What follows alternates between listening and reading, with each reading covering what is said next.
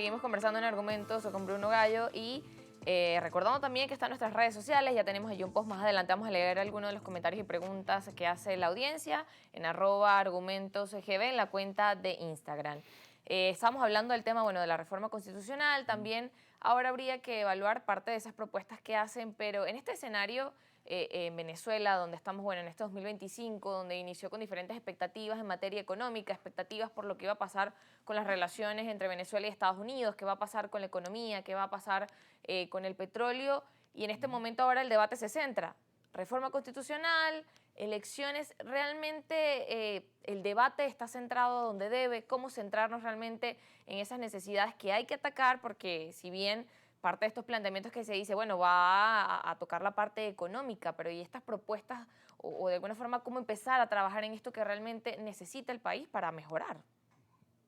Sí, tú sabes que una de las cosas que uno observa de este gobierno es que como tienen el control del poder, ellos van introduciendo múltiples,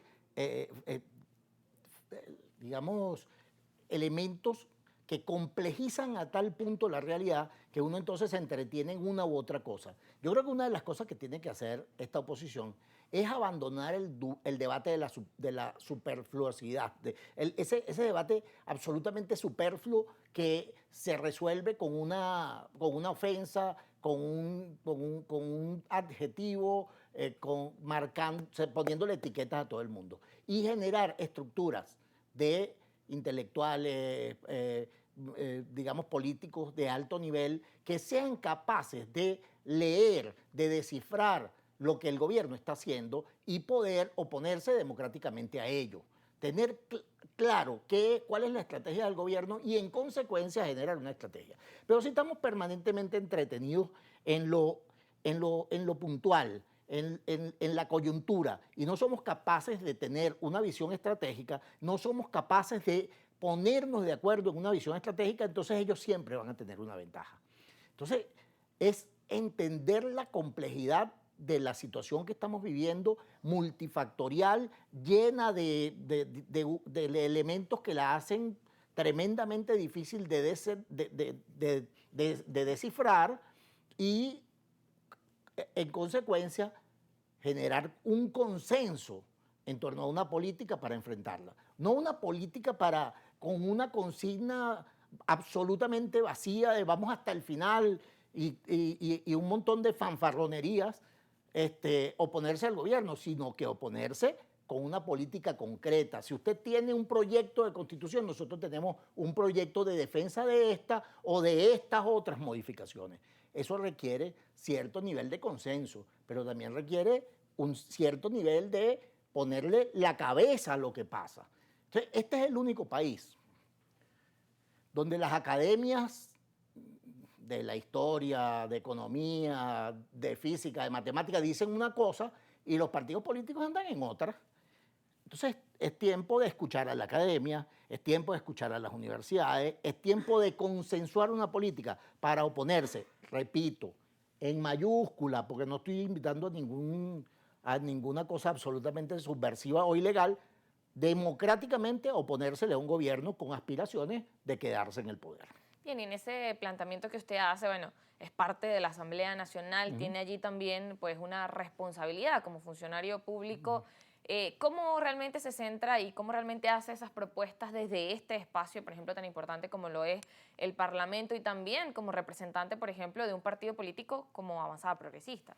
Fíjate que la Asamblea tiene 20 diputados opositores, 20. Ellos tienen 250 y pico de diputados afectos al gobierno. La genialidad de la oposición, la genialidad de la abstención produjo esa correlación de fuerza. ¿Sí? Lo que uno diga ahí tiene menos resonancia que lo que yo diga aquí contigo. Ahí te escuchan y pasan la página. Es decir, que nuestra presencia ahí es absolutamente simbólica. Sí, hay momentos en que podemos participar en el debate sobre leyes y tal y qué sé yo. En las comisiones es bastante más democrático, pero en la plenaria ahí no hay debate posible. O sea, somos una minoría absoluta.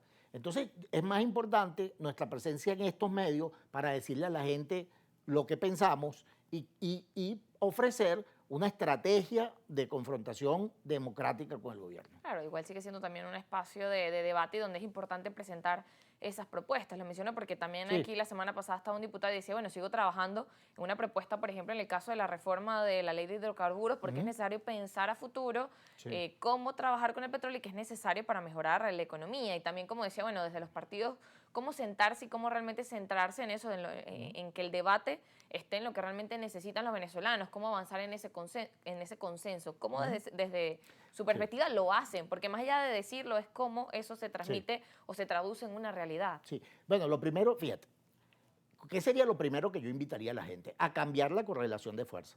2015 fue una extraordinaria oportunidad cuando la oposición tuvo la mayoría en la Asamblea.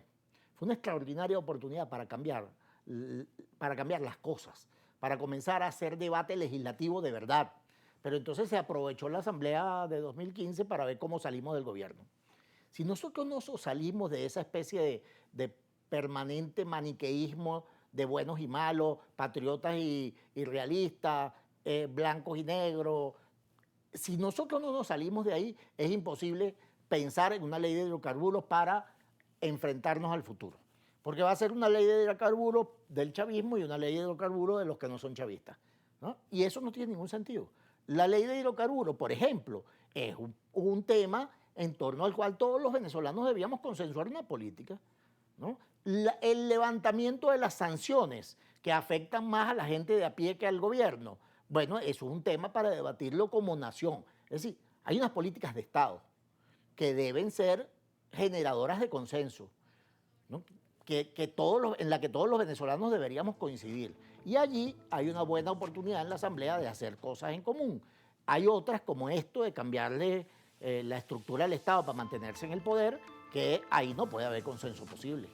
Ahí, bueno, lo que debemos es dar un debate público y para eso es más útil argumentos que la Asamblea Nacional. Bueno, y donde también cada quien tiene que presentar sus argumentos Claro.